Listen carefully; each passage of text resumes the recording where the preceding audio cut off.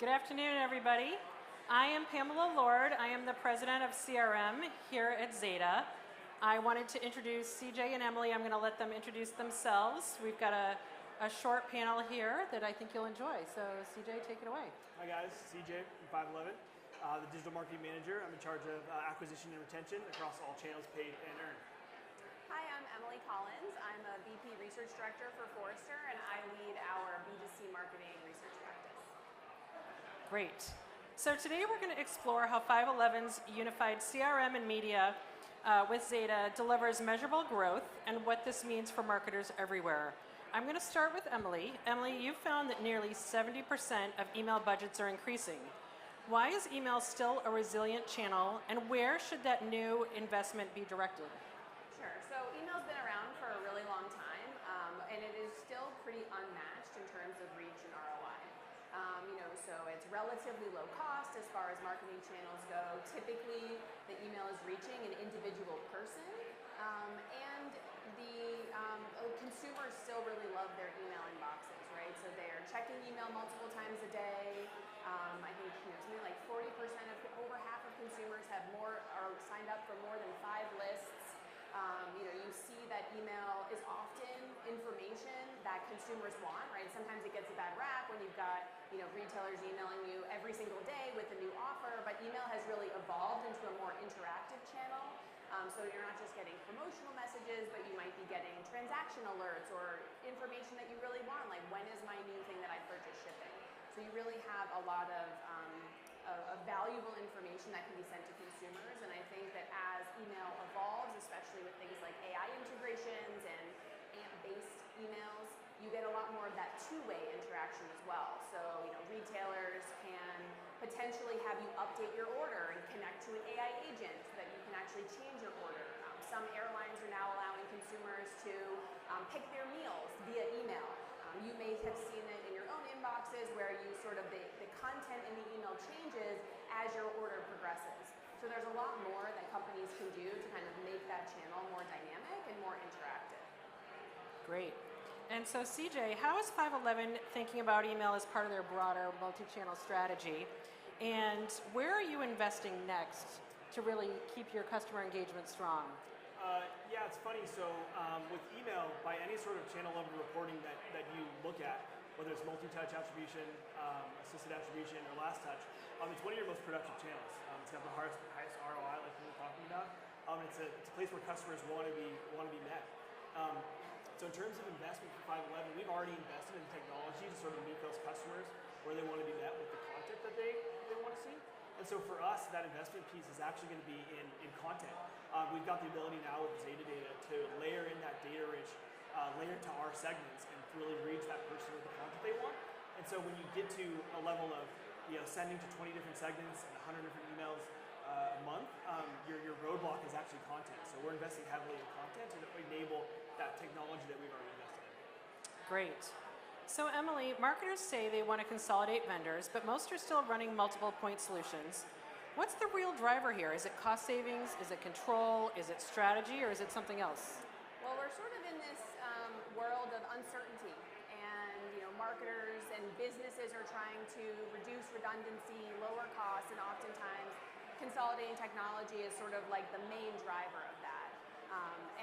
If you think about your average enterprise business, you might have 15 email providers in there. From a MarTech perspective, you might have different divisions and lots of different tools as a part of that stack. When you look at Forrester's sort of MarTech ecosystem, we track like 130 technologies across data, insights, activation, analytics, and things like that. So most organizations have a lot of technology. And so a lot of the driver tends to be cost, but as many of you probably know in this audience, it's not just about sort of reducing number of vendors because different tools are used for different things. So that sort of world of we're going to have a single marketing cloud to rule it all has not really come to fruition. And so a lot of the consolidation that we're seeing is sort of this consolidation of functionality versus consolidation of vendors. And companies are really looking to kind of strike that balance between one tool to rule them all, which is not really possible, and having 15 email, 15 CDPs and things like that. They really want to see more integration and more efficiency. Great. And so CJ, I know you faced having disconnected touch points prior to working with us between your CRM and paid media. How did you approach consolidation without sacrificing agility? Yeah, so when I started at 511 5 years ago, disconnected was an understatement. We had a CRM that was syndicating static audiences to paid media. We had a CDP that was built for ease of use and not really for data integrity. And then we had an ESP that was actually not even based out of this content, so it was really hard to get answers when we needed them. So about a year into my time at 511, we started to have conversations on how do we take this brand from 100 million in direct-to-consumer revenue to 150 to 250 million and beyond. And all of those conversations kind of led to agility. How do we stay agile at this scale? And so for me, the easy answer was upgrading the beating heart of our organization and our marketing stack, and that was with our CDP. So we started there, and the agility that we've unlocked has been incredible. The pace at which we can test and learn and trust that data has been magnificent. So I would highly recommend being well connected through consolidation. A lot of times those consolidation conversations do come from a cost-saving side in your finance team, but we were lucky enough to look at it from an agility side and really unlock that for us. Great. Emily, you've said that personalization isn't the same as relevance.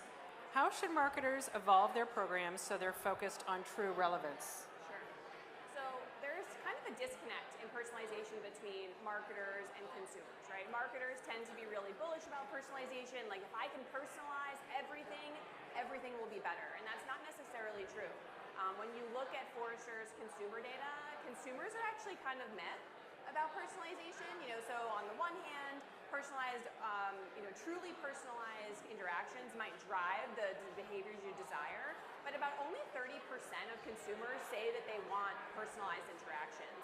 And I think a lot of that is driven by the increased awareness that consumers have about how companies are collecting and using their data. And so when you think about personalization, that's something like maybe just putting someone's name on an email, that is not the same thing as driving relevance and value for the customer. And it's all about value realization. So when you think about your personalization strategy, it's really about rooting that strategy in your customer needs and thinking about what they're going to perceive as valuable. And when we think about value, sometimes, sure, it's economic, right? Personalized offers and promotions, especially if it's tailored to their context appropriately.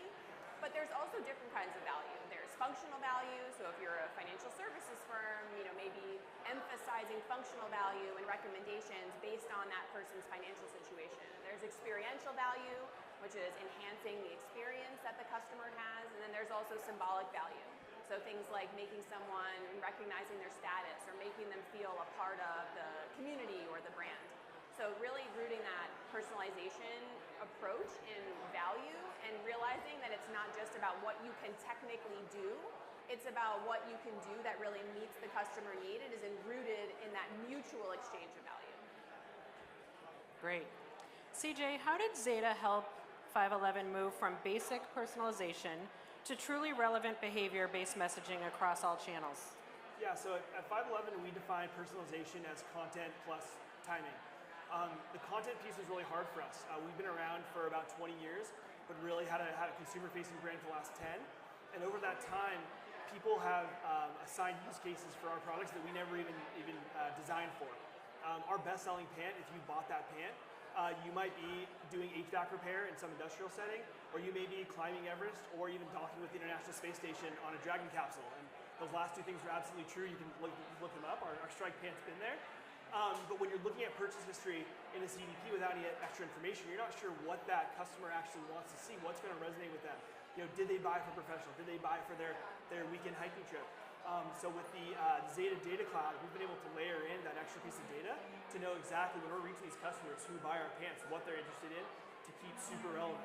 And timing is another big thing. I think we talked about agility being a huge part of consolidation. When you consolidate, you also have the ability to capture really critical brand moments when you're reaching out to customers.